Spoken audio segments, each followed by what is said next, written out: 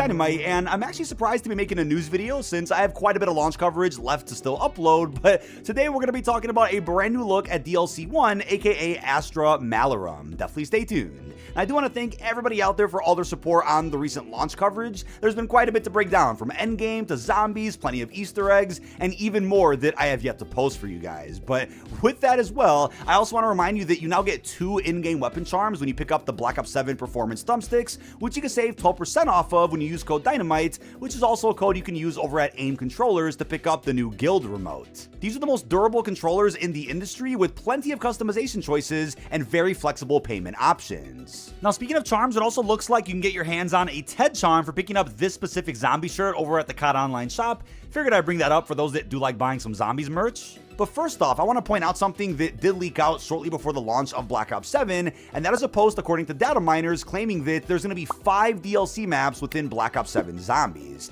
Now, this only makes sense considering Black Ops 6 launched with 2, then there were 4 more. Typically, there's about 6 round-based maps per Treyarch game, so it looks like they're still falling in line with that, again, excluding the bonus survival maps, which we'll talk more about in a little bit. But it looks like, according to the data miners, the code names for upcoming maps include Hornet, Locust, Mantis, Ruby, and even Scorpion. Now, these codenames don't tell us much, but unless a map gets scrapped here, that would mean at least 5 different seasons in Black Ops 7 will have a round-based map. What I would hope for is that the first 5 seasons do, and then they'll end up saying, alright, for season 6, we'll just wrap things up with some bonus LTMs, rewards, little quests, as that is going to be a season pretty close to the launch of the next Call of Duty from Infinity Ward, so I'd bet Treyarch is going to want to get all their round-based maps out way before season 6. I think a flaw with Black Ops 6 was that so many maps came out pretty close to each other, and then there was this big drought from the Shattered Veil until Reckoning, which was pretty dreadful for most people out there who got a bit impatient. Totally understand that, but we then got our first look at the next round-based map before BO7 even came out. This was during a recent direct where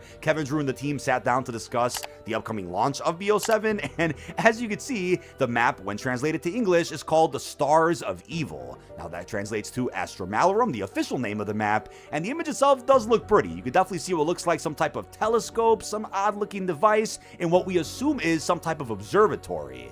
Now, folks in the community then connected the dots to an original leaked list of DLC maps for BO7, which ended up surfacing over a year ago, and on that list included a space station. None of the other maps on that list seem to fit what we're seeing here in this image, so that's what people have been running with. But just a few days ago, an interview was conducted with Treyarch following the launch of BO7, in which Miles Leslie had the following to say: "Zombies fans, I will say you are going to be eating, we have heard you, and you're getting extra scoops of ice cream, all the toppings. There's some cherries on there. You're actually going to be full, and we're going to tell you to finish your dessert. Yeah, you better finish your plate." What a wild statement here, but again, a statement that does reflect how much content they have planned for the upcoming zombie season, which I believe is going to be far more ambitious than what we got in BO6, without having to worry about another Call of Duty that they have to lead for another couple of years. But just earlier this afternoon, Treyarch ended up releasing another teaser for DLC 1, which a lot of us didn't expect at all, considering that there's folks out there that have yet to beat the main quest within Ashes of the Damned, while there's also still a big hunt going on for all the relics within Curse Mode. We'll circle back to that in a separate video, but for those out there looking for a very concise and pretty short guide on the main Easter egg in Ashes, I'll have my recent video linked down below, which does get you through all the steps pretty easily and gives you a lot of tips for the actual boss fight. Now, the teaser does say, and I quote, "The blood spilled by his blade paved the way for our own ascension." It then mentions Josiah Shem's dagger in 1910. But ladies and gentlemen, this does put to rest a recent rumor that DLC 1 would take place in a post-apocalyptic New York after the 1940s, where the Axis won the war. This map apparently takes place in 1910, several decades before World War II, so I don't think this is going to be the Richtofen map that people are hoping ends up dropping in Black Ops 7. Now, it's possible the map could still take place in New York like fans were hoping, while I completely doubt that now. There's also a bit of info in here that I feel is worth breaking down, mentioning a dagger. I believe that could end up being the wonder weapon inside of DLC 1.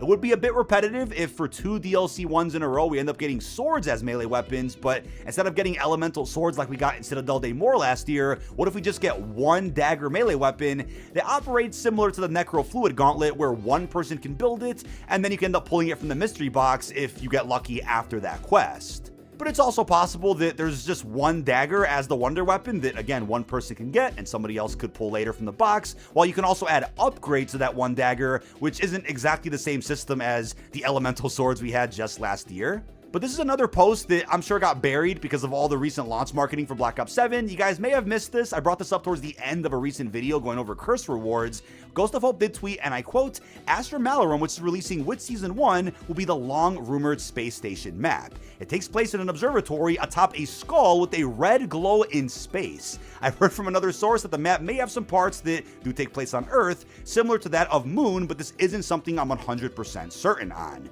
The Wonder Vehicle seems to be involved in the overarching story beyond just Ashes of the Damned." Some folks freaked out about this because of that last part of the tweet, so something that he ended up clarifying in the replies is that the Wonder Vehicle won't be usable in DLC 1, at least not from what he's heard or from we understand, but the vehicle is what they use to get from map to map, seemingly. So no, I don't think the Wonder Vehicle is going to be back inside of DLC 1. Maybe it pops up again in DLC 4 or 5 or something, but when it comes to what he described this map as, for some reason what came to mind is Nowhere from the MCU, and of course a lot of Marvel comics, if you guys are familiar with those. A floating skull in space sounds absolutely insane. How that could work as a zombies map is totally unknown. Could you explore this giant skull and then teleport yourself to an observatory on Earth? I mean, that would be one of the more out there zombie maps that we've ever gotten, and could actually be, like I predicted before, a spiritual successor to the original Moon.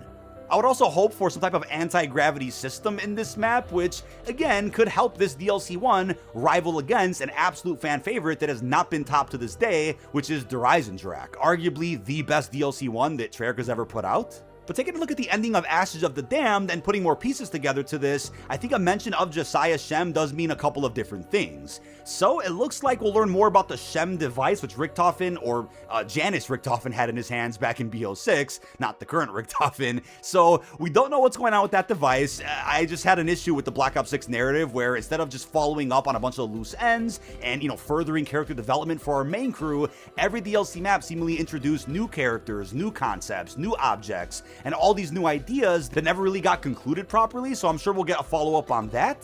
While we also still don't know why the entity was sealed in Ashes at all, but I do believe we're going to end up creating a paradox where we end up influencing the creation of Ava Jansen, which we know is supposed to happen according to MW3 zombies, which then allows for the entity to exist, and then that loops us right back to Black Ops 7 where the entity actually helps us.